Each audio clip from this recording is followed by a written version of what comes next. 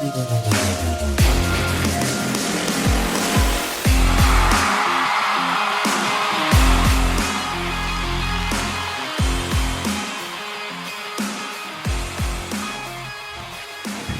are 3 teams in the NFL tied right now for the longest active win streaks in the entire NFL, all 32 teams included. The Dallas Cowboys, the San Francisco 49ers, and the lowly backup quarterback starting, no JT having, no good roster, Indianapolis Colts, right? 2 Super Bowl contenders, and the Dallas Cowboys. No, I'm kidding, obviously, right? The Cowboys and the 49ers are considered by most every football fan that exists to be 2 of the premier teams in this league. And then there are the Indianapolis Colts, our boys, right? They are the ultimate underdog story, aren't they? When you put them in that group of 3, they're an absolute outlier. Now, I love a good underdog story. You love a good underdog story. Now, why is it that we like those things so much? Is there something about it that's like relatable to be fighting from underneath? Is it the surprise? I love the element of surprise. Some of the great sports moments ever were great because of that shock factor that gets you to stand up out of your couch type of moment, right? Is it the fact that it shows and proves when you are an underdog succeeding? That against all odds, with enough perseverance, enough belief in yourself, and enough hard work, that anything is possible. Now, it might be all 3 of those things in whatever order combined. I'm not saying it's one or the other. I mean, I'm spitballing here, right? But underdogs show grit, determination, right? Resilience. They believe in themselves when nobody believes in them. Does that at all sound familiar to any of you kind listeners at home, in the car, at work, wherever you may be? Does it sound familiar? I mean, some of the great stories we've ever heard, both in sport, mind you, and outside of sport, in movies as well, right? Those are underdog stories. You look at Brock Purdy right now going on, the Miracle on Ice.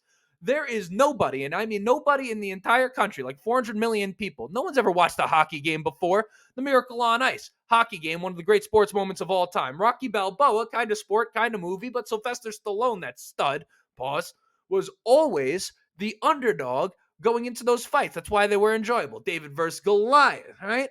Underdog story. In a hypothetical Super Bowl between the Chiefs and the Lions, who would you be rooting for? Other than the people of Kansas City, Taylor Swift fans, and some random frontrunners around the country, everybody would be rooting for the Lions. Why? Because they are the underdog. And it is those facts right there why this Colts season, for me, even if the standard in some ways is different than it's been in years past, this stands alone. I've now been watching this team for like 20 years as one of my favorite seasons I've ever watched, if I'm going to be 100% honest with you. I mean, we are looking at a team that is 4-12-1, that nobody at all, including you, believed in worth a lick. I mean, I believed in them on some level. In fact, if anyone believed in them at all, I would say it was me. I didn't expect them to be 7-5 with Anthony Richardson at this point, let alone Gardner Minshew. As we sit here with that record, having not lost a game since October, since before Halloween, if I'm not mistaken.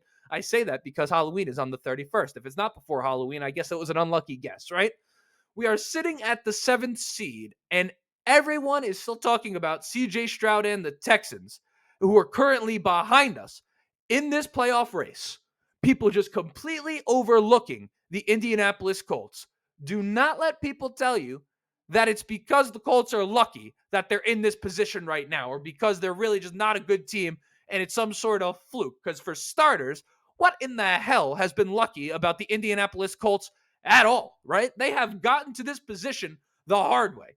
Anthony Richardson could not stay healthy worth a lick, despite the fact that when he was playing, he looked absolutely spectacular, no question about it. He could not stay healthy, and now he's dealing with the shoulder, which obviously for us Colts fans raises a little bit of PTSD because of he who shall not be named. But Anthony Richardson was that lucky. Jonathan Taylor is a guy that in this offseason, you asked anyone, including a Colts fan, whether or not we could get it done this season without Jonathan Taylor. Obviously, they would have been like, that's ridiculous. And even though they got the deal done, they've basically played without him for a majority of the season. Was that lucky? No. Shaq Leonard, 5 years, $100 million contract, the heart and soul of this defense, beloved in the city of Indianapolis. And I say that as someone on Long Island, but beloved by Colts fans. There's nothing lucky about the fact that what happened to him happened, and now all of a sudden we have to cut him in the middle of the season. I mean, how quickly things can change. And you look at the driving forces of the Indianapolis Colts as it currently stands. Gardner Minshew leading the helm at quarterback, 6th round pick. Backup quarterback, he has been typecasted as that, and he doesn't really look the part of a big-time NFL quarterback. That's no disrespect, Garner, I love you.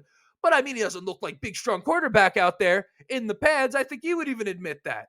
He's out here, 4-game win streak, had never won 3 games in his entire career up to this point. Here goes Gardner Minshew. Zach Moss was written off at just some other guy at the running back position. The Bills, to get Nyheim Hines, gave us Zach Moss and a 6th round pick, okay? And look what he's been able to do for us. He has been spectacular for the entirety of the season. Spared me last week against the Titans, who are a formidable defense, and he torched earlier in the year. Michael Pittman Jr., who I've always been high on, cannot catch a break. I think now you guys are starting to come around, and I know some of you support him, but those of you know who you are that I'm talking to, by his own people. The only people who are supposed to believe in Michael Pittman, if no one else, are Colts fans. He couldn't catch a break from us. He's having a career year. He's been absolutely sensational. This offense does not work without Michael Pittman here, and he deserves his damn money, proving to be one of the premier receivers in this league. He's a guy, though, chip on his shoulder, a little bit of an underdog. Zaire Franklin, EJ Speed, the trenches, literally, great show. Zaire Franklin, 7th round pick. EJ Speed, 5th round pick. They're not supposed to be as good as they are. Those two make up 2 pieces of one of the great linebacking cores in football. And no, I'm not just saying that because I'm a Colts fan. If you don't think it's true now, come back to me in a year and a half or 2 years, okay? I'm standing by that. Will Fries. The only thing anyone knows about Will Fries is when he was standing next to Wesley French, and that meme went around where it was French fries, okay? There are Colts fans that probably would have cheered if Will Fries dropped dead a couple years ago, or rather last year. But here he is, balling. He deserves the credit, all of it, because he's playing damn well. Kenny Moore, undrafted, one of the premier slot corners in this league, all-pro talent, Pro Bowl talent, whatever you want to call it, a spectacular player by all measures. This is one of the best players on our defense. This Colts team is uniquely qualified to be in the position that they are in, and I don't want you guys to miss it. The position that they are in is, one, they are a playoff team as is. They are 7-5. But the second piece, and the more important piece, as I hope I just illustrated, is that we're still being overlooked. They're underdogs. They're a playoff team, and people are talking about, let's say, the Texans, who aren't even in right now.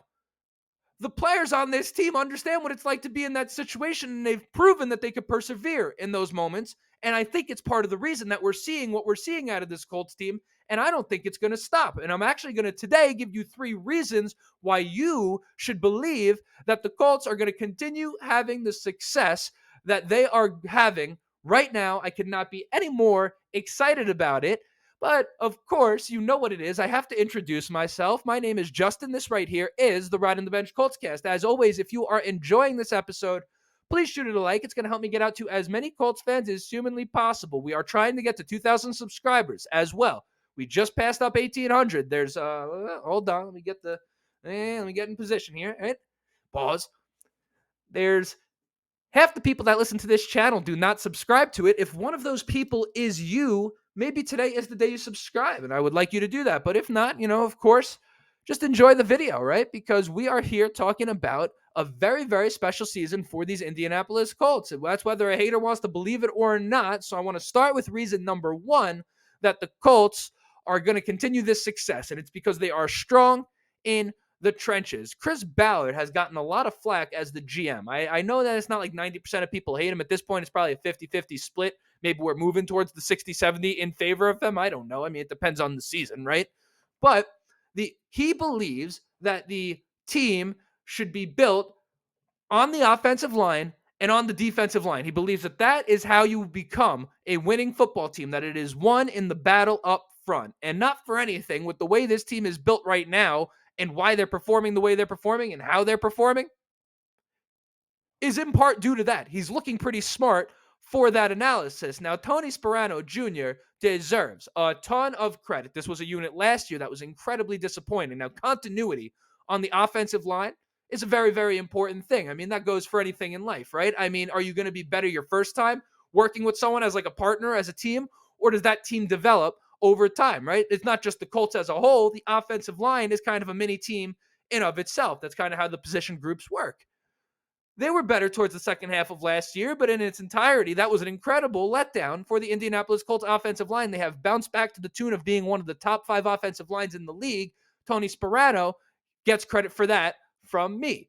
Defensively, what a beautiful thing we are seeing on the defensive line. I will take this victory lap until the end of my life that I predicted the Colts would be a top tier pass rush in the NFL this year. I'm probably the only person in the world that had predicted that. A couple people I told that to said, oh, yeah, that does make sense, but no one had ever said they thought about it before. We don't give DeForest Buckner enough credit. He is so great. He does so good on a week-to-week basis, quite frankly, that we don't even feel the need to thank him anymore. I want to take the time to do that here. Obviously, Samson Ebukam, Kwity Paye, right? Adebawore, the rookie. Taven Bryan filled in well. We know what Grover Stewart means to us. Oh, I'm forgetting someone. I'm forgetting names. Dio and Dangba, right? The names go on and on. The defensive line runs deep. Those two units are a strength for the Colts, and it doesn't seem to be going anywhere because, quite frankly, I mean, unless we get an injury to Quentin Nelson, we've had Wesley French give us good reps at center this year. We've had Braden Smith come in and play good enough for us to win games, right? So on the offensive line, we like it. Grover Stewart is coming back now, and I like the depth we have around the defensive line. It's kind of a team effort on that front. And I think they're built to do that for the rest of the season. So that's reason number one, is because they have a great foundation to support maybe subpar pieces behind them, right? A good offensive line can help when you're not having your best quarterback and your star running back, and your secondary is helped by the defensive line. The Colts are kind of built in such a way where that's going to work out for them. Number two, and obviously, and the one that I could have just talked about all the time, every single episode, and I could, I guess, but it's I don't know, it bores me to talk about the same thing all the time. Shane Steichen and his ginormous fucking brain running this offense it's beautiful. I mean, I've listed all the reasons why. It's Gardner Minshew as opposed to Anthony Richardson, Jonathan Taylor. I mean, I could keep recycling the same points, but this guy came in and completely changed the team. Frank Reich was an offensive guru too. What is the difference here? It's not just his brain. I think it's his character. I think it's his energy. Shane Steichen, obviously, right now, as it stands, in my opinion, has to be your front runner for Coach of the Year, given the context, unless you're just going to give it to guys that should have been great and are great. But if you're talking about a guy that really came in against all odds and changed the culture overnight, that's Shane Steichen. You ask any player in this organization, whether it's on a podcast, media availability, press conference, whatever it is, you see these guys talk, all of them credit Shane Steichen for it, and the guy is absolutely sensational. He's sharp. He's going to be here in 5 years, 10 years, 15 years, 20 years. As long as Shane Steichen wants to stick around, he will be here, right? If everything else crumbles around him in the Indianapolis Colts, he will be the last man standing, like Will Smith and I Am Legend. Then he'll go up there and slap Chris Rock right in the face. Right? Or you know, the episode of Family Guy where there was an apocalypse, right? And the only thing that survived was the Twinkie Factory. Shane Steichen is like the Twinkie Factory, okay? Except he's in good shape. Shane Steichen is really the prime reason, if we were to narrow it down to one thing, why you have to be buying on these Indianapolis Colts, whether you're a fan or not. This dude is a stud. And in my opinion, he is one of the top 5 coaches in all of the NFL. We're going to see now, of course, you got to prove that over time, and you can't argue resumes. But I have a feeling in a couple years' time, when we look back to right now, we're going to know, oh, it's not just that Shane Steichen's one of the best head coaches right now. Back then, he was one of the head coaches. We're witnessing that real time. Don't want you to miss it. And number 3, and perhaps most importantly, even though I just said Shane Steichen was the most important, the Colts' remaining schedule. I mean, you know, I'm sure you've heard plenty of people talk about this, but let's just bring it up as I filibuster and get to the Colts on the, I'm not going to say the name of the app because they don't sponsor me. I'm going to start playing that game. Let's see. Okay. The Bengals this week, right? Obviously, we knew this. I didn't have to look for that, but I was in the process. After what they did to the Jaguars this week, that obviously seems a little less desirable than it was. But, I think the Colts, which I will explain tomorrow in the game preview, I think the Colts maybe match up a little bit better with this Bengals team, particularly the Colts defense looking at that Bengals offense. But, we'll get to that another time. So the Bengals, winnable game. The Steelers, they usually beat us. I can't lie. But are we scared of this year's Steelers just in a vacuum? No. The Falcons, Desmond Ridder, if he is playing quarterback, he has got to be one of the worst starting quarterbacks I've ever seen. The fact that the Falcons came into the league banking on that is absolutely ridiculous, but that's neither here nor there. Arthur Smith shouldn't have a job. Bijan Robinson ruined my fantasy team. Fuck the Falcons, right? That's a team right there. But now, seriously, I'm joking around, but the Bengals, the Steelers, the Falcons, I mean, that sounds pretty good. The Raiders, Aiden O'Connell, I kind of like what he brings as like a 5th-round pick or whatever. But ultimately, that's a winnable game. And then the Texans in the last game of the season. So that's 5 games the Colts have left. Little sip of water here. I'm losing it.